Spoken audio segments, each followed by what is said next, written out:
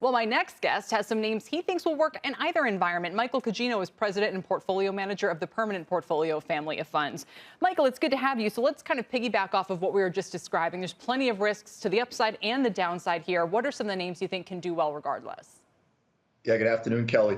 Well, I mean, one area that we think long-term, and again, we think long-term. So, short-term anomalies, short-term trades, et cetera. And some of the stuff Andrew mentioned in the last segment, I think, is maybe somewhat short-term based on valuation and immediate, situations that may come up.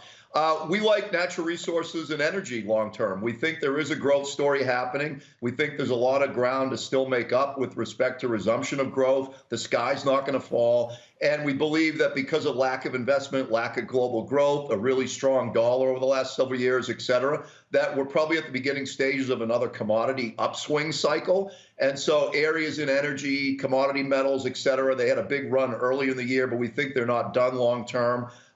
They have pricing power. They have some inflation protection, and they generally pay good and increasing dividends and special dividends when times are good. And so we think that long term, it's not a bad place to be right now. And I'll rattle these off. They are all consistent with what you've just been describing. Freeport-McMoRan, BHP, Rio Tinto, Chevron.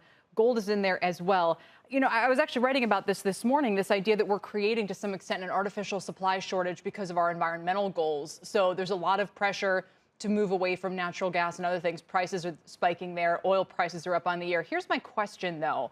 If we're making a policy choice to move away from fossil fuels, can the stocks continue to benefit? Look at Chevron, which on Friday is facing pressure from engine number one.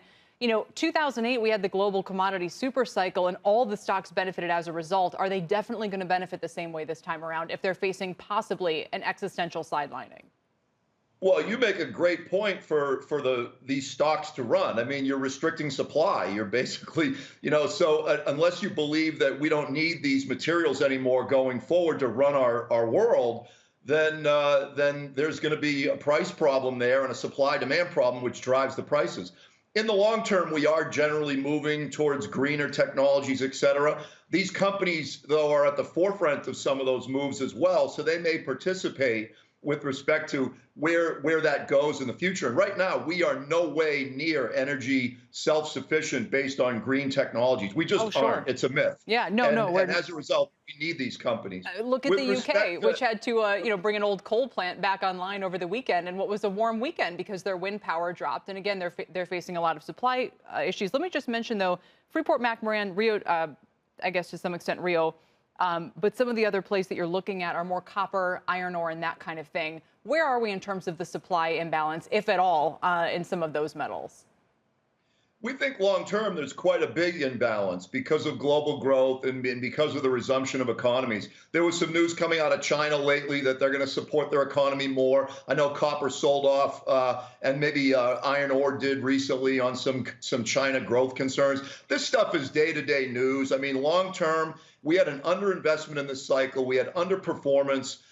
We had anemic global growth over several years and a relatively strong dollar. A lot of those things will reverse in a growth trade or resumption of a growth trade, and you're going to have, a need for a lot of this stuff going forward. These cycles are generally multi-year in nature, and you mentioned one earlier that lasted, almost a decade. I'm not predicting that here, but I could easily see a cycle that could last several years. Based on the underinvestment and the market dynamics that we had during the 2010s. And so, again, we would recommend diversification among a bunch of different investments. But on the equity side, when you look at valuations, these stocks have generally not kept up. And so there's an argument for them as a long-term investor to stay here and ride them.